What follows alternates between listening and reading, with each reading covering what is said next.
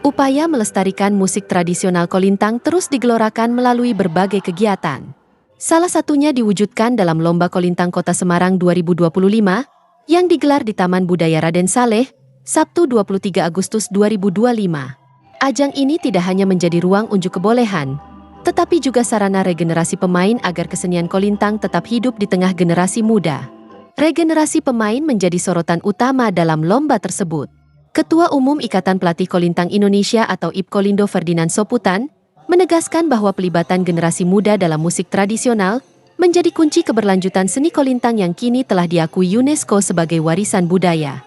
Ia menyampaikan apresiasi atas keterlibatan generasi muda dalam mencintai alat musik tradisional Indonesia dengan tujuan agar Kolintang tetap bertahan, tidak hilang ditelan zaman, sekaligus dapat dirawat, dilestarikan, dan dikembangkan. Ferdinand juga menambahkan bahwa regenerasi perlu ditopang oleh inovasi tanpa meninggalkan pakem tradisi. Menurutnya, berinovasi memang penting, namun kearifan lokal dalam musik tradisional tidak boleh dilupakan. Puji syukur ya semua bisa berjalan dengan baik dan lancar.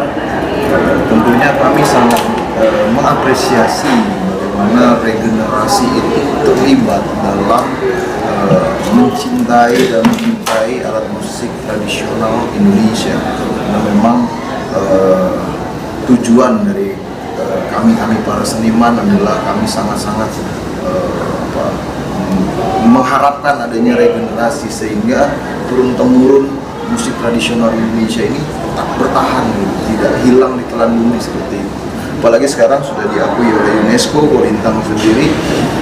Tentunya ini bukan suatu akhir dari pencapaian perjuangan yang sebelumnya belum dapat sudah menjadi dapat, tapi sekarang adalah awal mula dari bagaimana kita mempertahankannya ke depan, bagaimana kita melestarikannya ke depan, menjaga, merawatnya, lalu mengembangkannya agar para tercipta impresi untuk para regenerasi. Bahwa hal-hal teknis itu kita kembali bahwa memang regenerasi itu membutuhkan sebuah inovasi sehingga terciptanya impresi, sehingga ketertarikan mulai gitu kan regenerasi. Tapi ada hal-hal yang memang kita harus back to tradisional, back to konservatif gitu ya, yang memang ya seperti itu patternnya, kita nggak boleh berubah hal itu kan seperti itu. Memang berinovasi ya bebas lah ya, namanya inovasi, kita mengembangkan sesuatu, itu hal-hal yang memang perlu dilakukan ya agar ketertarikan itu mulai muncul di masyarakat. Tetapi kita juga harus ingat bahwa ini adalah musik tradisional, ada kearifan lokal, ada norma-norma yang yang memang mengisahkan gitu, alat musik tradisional ini. Nah itu tidak boleh dilupakan. Kalau tidak ada regenerasi juga kan sia-sia apa yang kita perjuangkan.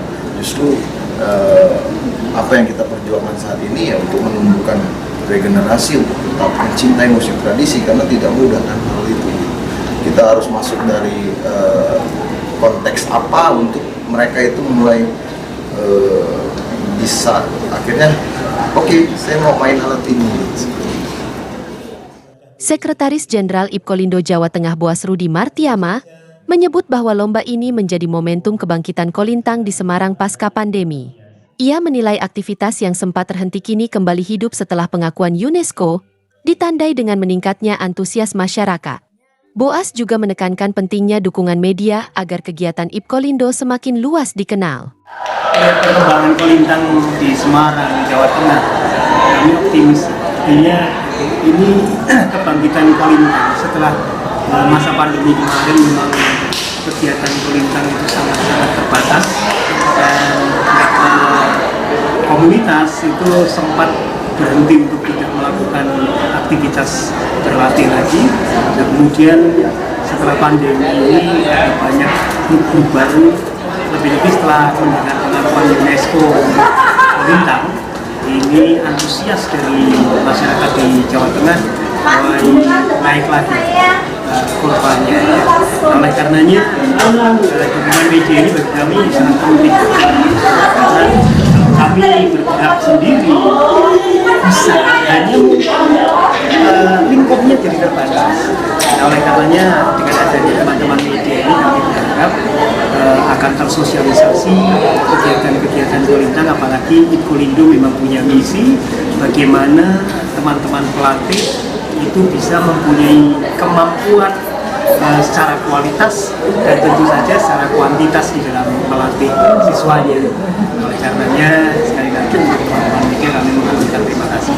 Ini mempunyai tugas dan tanggung jawab mengedukasi para pelatih khususnya di seluruh Indonesia untuk kemudian mempunyai misi dan passion yang sama, sehingga secara kualitas teman-teman ini teman-teman pelatih khususnya boleh meningkat, dan harapan kita secara mandiri mereka juga bisa menggantungkan hidup dari bagaimana menghasilkan rupiah secara produktif melalui melatih Kolintang dan memproduksi Kolintang.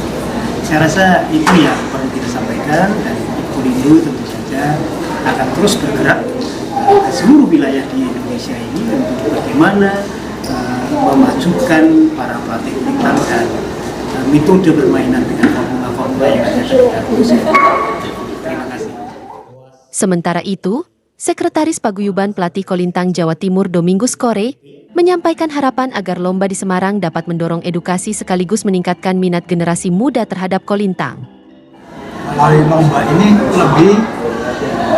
semua lebih ada edukasi juga untuk para pelatih, untuk para pemain, itu dan masukan semua. Jadi karena kita sudah Kolindo itu jadi satu, jadi semua sama seluruh Indonesia, semua aturannya, pakemnya kita saya.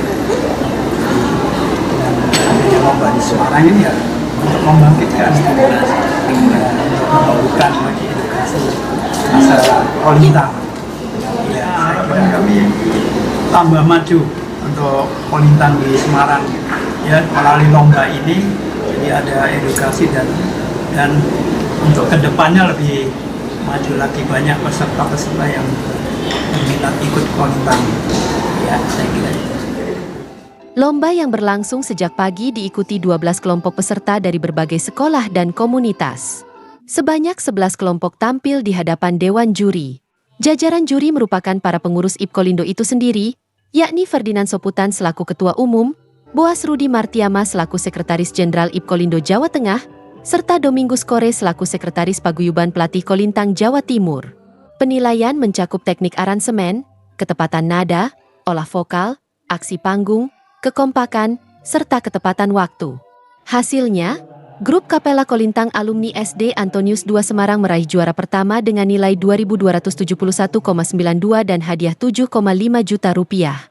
Posisi juara kedua diraih grup Gita Nusantara dengan nilai 2.262,66 dan hadiah 6,5 juta rupiah. Sedangkan juara ketiga ditempati grup Grazia dengan nilai 2.448,81 dan hadiah 5,5 juta rupiah. Untuk kategori harapan, SD Sola Gracia meraih juara harapan 1 dengan nilai 2.213,07 dan hadiah 4,5 juta rupiah, disusul SD Antonius II Banyumanik sebagai juara harapan 2 dengan nilai 2.207,2 dan hadiah 4 juta rupiah, serta SD Kanisius Lamper Tengah juara harapan 3 dengan nilai 2.148,2 dan hadiah 3,5 juta rupiah.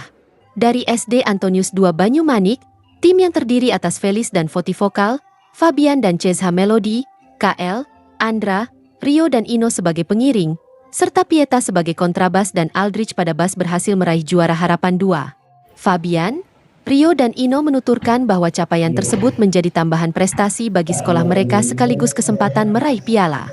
Mereka mengakui persiapan dilakukan selama sekitar 3 minggu menjelang lomba.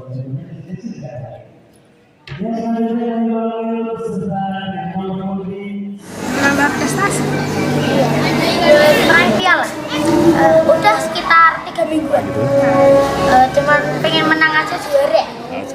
Adapun grup Kapela Kolintang, yang diperkuat Rafaela Febriera Walangitan dan Angeli Febriera Walangitan sebagai vokal, Florentina Christabel Putri Leticia dan Maria Zaneta Putri Prananta sebagai melodi, Imelda Anggraini Kartika pada alto, Gisela Sherin Elvareta alto, Hilal Bertrand Elmer Royce tenor, Diego Joyo Givan Putro kontrabas, dan Margareta Naevita Fiasti Putri Rusyar Santo pada bas, berhasil menyabet juara pertama setelah melalui persiapan intensif. Rafaela menjelaskan bahwa kelompoknya berlatih rutin agar tampil lebih lancar, meskipun sempat menghadapi kesulitan dalam memadukan irama musik kolintang dengan intonasi vokal. Sementara itu, Angeli menyampaikan harapan agar kesenian di Semarang dapat semakin maju dan berkembang. Cuman sering-sering latihan aja sih supaya lancar juga dan siap saat tampil.